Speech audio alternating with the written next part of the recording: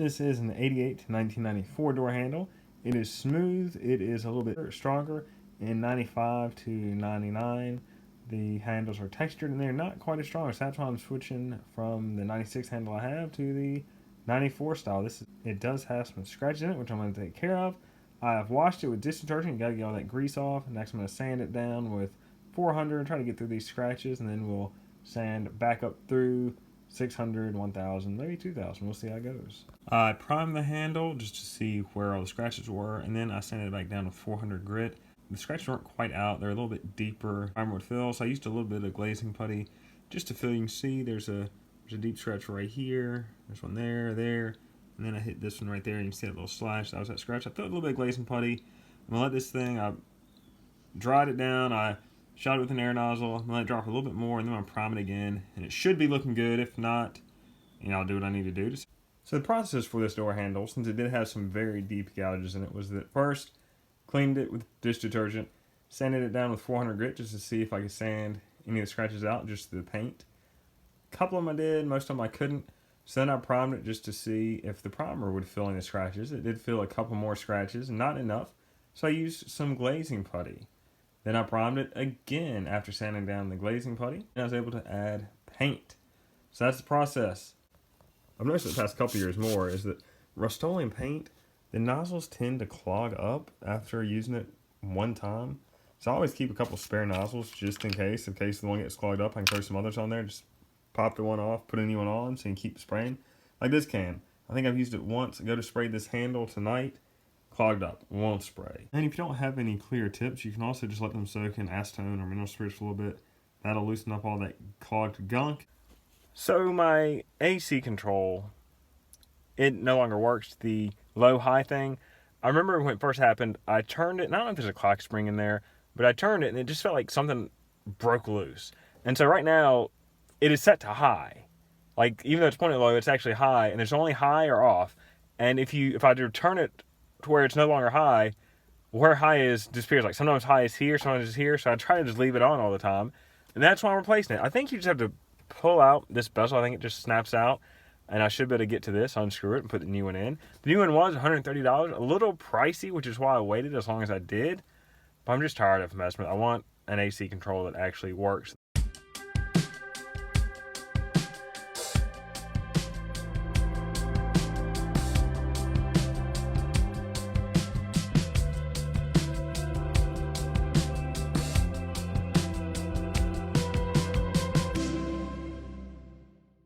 So I don't have the bezel all the way out. The light switch connector is being a little bit difficult. Being old, fantastic plastic, I don't want to risk it cracking. I was trying to get this out.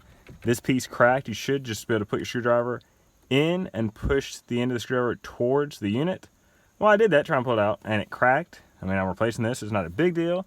I try not to crack things if I can help it. So I'm going to see if I can insert the screwdriver on the other side and get this thing to come out. But the first I cracked, it might just pop out anyway.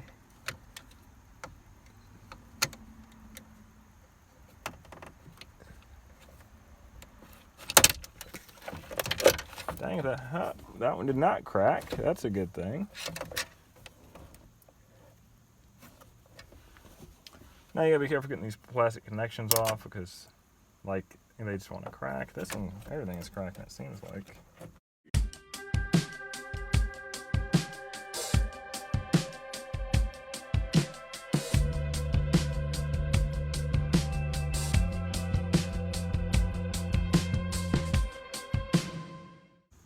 If you look at them, the old one, the buttons are a little browned up from time. The plastic is definitely yellowed. All the connections are the same. It's always good to look at it beforehand and make sure all the connections are the same. Everything looks correct. It does. So we just need to pop this new one in here, and hopefully it fixes all my problems.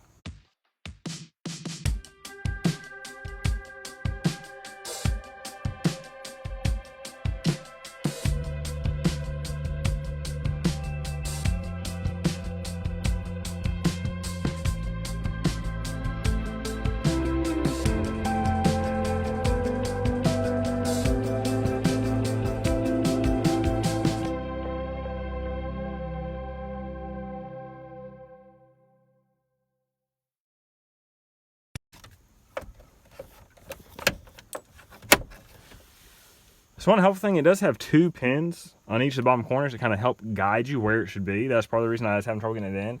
Those pins weren't lined up. Once I lined those up, it popped in pretty easily. It looks good. It fits well. Always a good thing. Hook this radio back up and see if I can get all these wires back in there. They never really want to go back.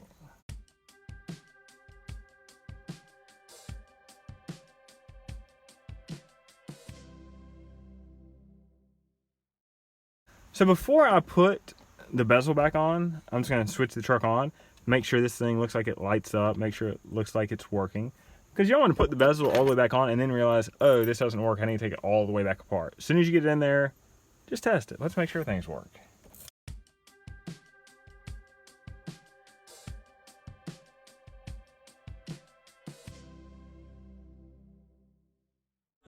So everything works just like it should. There you have it. Dash is done. Put the shifter back in park. And this thing is, oh, you know, I forgot to take that plastic cover off. So that's what I tell you, always test it. Let me see if I can pop that off real quick.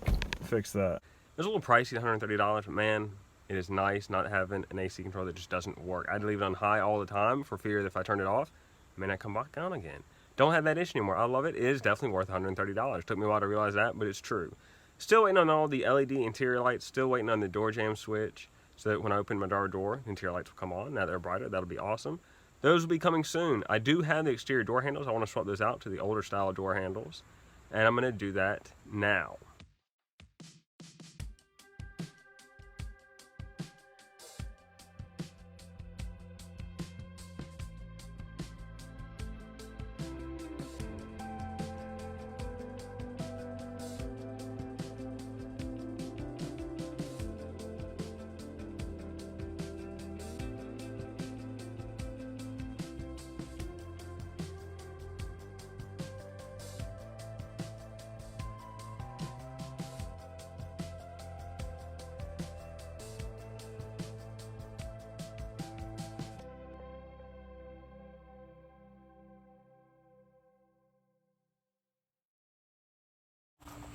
So this is where we're at with the door handle out. To get to this point, what you're going to need to do, you need a Phillips screwdriver. There are 2 screws in the door panel right here, correspond right there.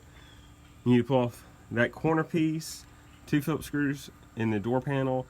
Then you need to pop off the control panel. You just lift it back up, push it forward, it'll pop right out. Then you need to pop the door panel off. From there, T25 bit on this latch. That just gives you a little more slack on the door handle. Pull that out, and then once you can kind of flip the door handle out, at the bottom there is a little pin. So on the back of the door lock, there's this little bracket. A pin just pops in there. You can get it from this side. It's kind of difficult to see, but if you can pop a flathead in there to lift these tabs up so the rod will just pop out. That is out. I'm gonna go ahead, I'll put my latch back in just so, I'm not sure I'm gonna get this done today with some other stuff I have going on, so I can shut the door if I need to and just get back into it. You can very easily open the door you can very easily open the door even with no latch. I think this is the lock, I believe. And I think you push down there. Let's see if you can see that. You can see that right above my finger. Push that down, that should unlatch the door in case you don't have a handle in there. I'm gonna try to get this done today, but you never know. This is 3 7mm bolts just so you can kind of get up in there and access the latch in case you need to hold it in place or hold it steady to get to it. You might could go without having to take it off. I just find it a little bit easier. So taking the cylinder out is quite the easy process. You've got this little tab. This is my newer handle. You just push down on that tab and you push the key out. I'm just pushing it in from the keyhole, and the lock cylinder comes right out. Now let's just see, will it slot right into my newer one? Even though it will be the wrong orientation, will it just slide in and pop? There we go. You can see there's that cap is pretty loose. Pretty sure it should be tighter than that. Look at this old cylinder. No, that has some play too, so I guess it's not. There are not any slots in either of the handles. And this slot on the newer one, you can see the slot, let me turn that. So you can see the slot on the new one here. That slot is wider. that could be part of my problem. I don't know if it's all my problem. As you can see, this is new one here. This tab is a little bit bigger than the old one. I don't want to force it in there just because I will have to take it out for this pawl wheel. I think I'll have to take it out for this pawl. I might make sure that pawl will turn.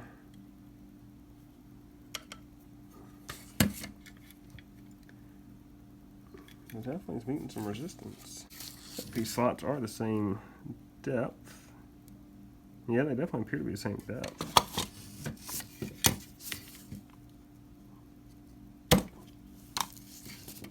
Something is biting it to where it just doesn't want to go in there all the way. I don't feel anything that would stop it. I think the new one has a little more play. Doesn't matter. I mean, I'm able to unlock and lock the door as is. It may just be as simple as maybe like kind of just sanding around the barrel and the inside of the new and of the older handle barrel just to give a little more clearance, because something's catching it. I just don't know which part of it is catching. I mean, it could be that little tab right there, because this other lock cylinder, you can see, it's completely smooth all the way up until you get to that part, which would be this part of this one. So that very well could be my issue. I think this pawl is probably the next issue. That's why I need to turn around and make sure I get that right. So I need that flipped around.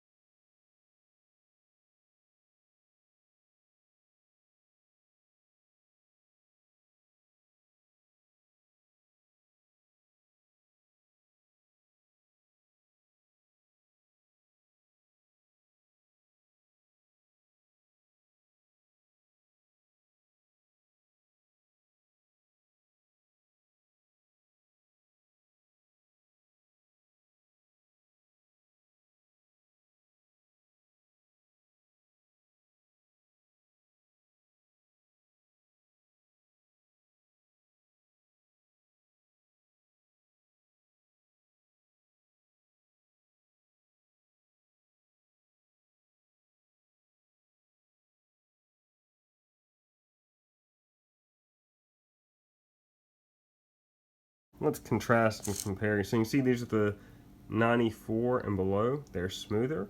They are a bit thicker. You can see this is the 95 and up. It's got that texture. And you can see it's broken. Every single textured handle like this is going to be broken in some shape, way, or form. Both handles in my truck are broken like this. The 95 and up, it does have this little rubber surround because the actual door handle is a little bit thinner if you compare it to this one. Got a little bit thicker. Just a little bit. Flip it up on the back. So I've taken this key out, but it slides in there like that. So you can see the pawls look the same, all the hardware is the same, but the big difference comes in that fact that the catch for the newer lock cylinder is on the bottom, the catch for the older lock cylinder is on the top. So if I were to flip the key around, if I were to flip the key around, the pawl is on the wrong side. So I might be able to just take this off, flip it around, because this cylinder is going to go in this lock. So when I rotate it and flip it around, pawl is going to be wrong. But I might be able to just take this off and flip it. You can see it's got a D shape. So I don't know if it's keyed to that or not. That's going to be something to figure out, because this is not, well, I don't think it would work. I don't know, that's something to think. I don't know if you can just bolt it in. I'd prefer to just keep the same orientation. I'm sure it, I don't think it'd be as easy as just flipping it and everything works. So I think that distance would be too short. What is that? That is the unlock. And you can see it just slots in. Maybe it works, I don't know. That's what I'm gonna look into. But I'm gonna see if I can just flip it first and we'll go from there. So I can just take this little snap ring off, flip it around, that'd be perfect. So this is that ridge I have to file off. You can see on the other latch. And so the latch, there's no ridge, it's completely, and you've got this little spot, but that does not protrude, whereas this one it does. So that's what I'm filing down so it fits in there a little bit better, because otherwise it does not want to go in there. I don't want to hammer it too hard. So I've got the lock cylinder in. It didn't go in quite as far as I was hoping it would go. You see there's a tab right at my thumb. You can see the tab. It should pop up more. It's off by just a hair where the cylinder's not in far enough to pop up. But if you look, this thing, it's all the way in. Like there's no gap between the cylinder and the front of it. So I had to hammer it in to get it in there. I did file down the little ridges, but I don't think it's going anywhere. I mean, it was just putting it in by hand. It was tough to get it back out. So the fact that I hammered it in, I don't think it's coming back out. The pawl looks like it's in about the right spot. We're gonna find that out for sure in a minute. You can see the old lock cylinder, how that went. I mean, this, you know, the paws kind of line up those holes. I mean, and I don't know where kind of like the resting spot is, but there's some play. So they kind of line up. So I think we're all set. Next step is to try it in the truck. So I did swap this little rubber plastic surround. You know, it doesn't have the little click points for it to hold onto it. But once this is both in the truck and tight, it should stay fine. I don't know if I can run without it, but at this point, the handles, they're the same size, so I'm probably gonna have a paint edge if I don't run it. Here is the original handle. You can see the piece that broke off, and this is just very common. You always see these trucks and this handle where it cracks on this edge, and this one did. So this is kind of wacky. The whole key cylinder is a hair too big to actually fit in the new handle. So as you can see, I've given the whole thing a bit of a trim with a belt sander. That's why it has that fresh finish on it.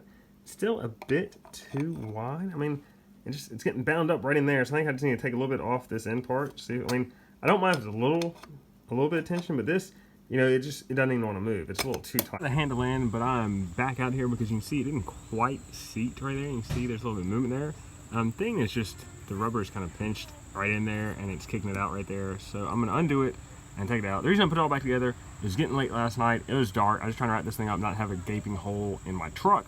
So I just got it in there best I could. Now I'm gonna see if I can get it straight because the old handle fit in there fine. This one should fit in there fine. So let's figure this one out. Put it in there. It was that rubber piece. It's just kind of kicking that corner out. Now it's in there. It's great. It is not cracked. And these things, they just crack right in there. GM probably went to take your door handle because it does resist scratches. I mean, this is gonna get scratched. It's gonna look a little nasty. That texture prevents that.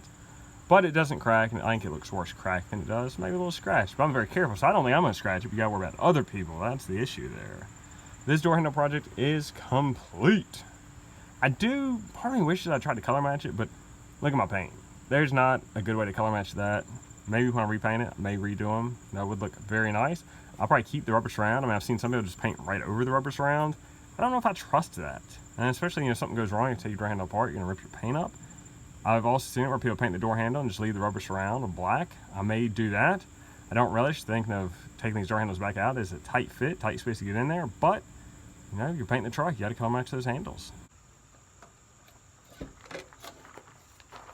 That's some anti-theft device right there.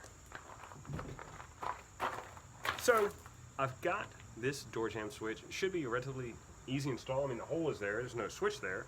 I'm hoping there's a wire in there. Hopefully that's easy to find. If so, it should just be a matter of plugging this in and putting it in place. Will it be that easy? Let's see. My door handle. So, as you know, there's not a door handle there right now. So, depending on how I edit this video, either I have worked on that or I will be working on that to see if I can get everything to switch out, because it's a little different, of course. Nothing's ever easy with GM. They always change things every year for no good reason.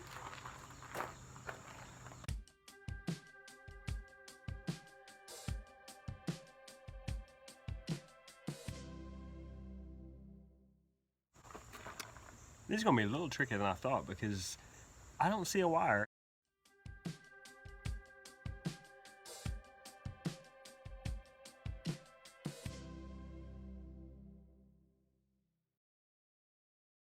So the best way to do this is not push the thing in all the way, and because I don't know how it's come out, and I'm afraid to pull it out because what I discovered is this.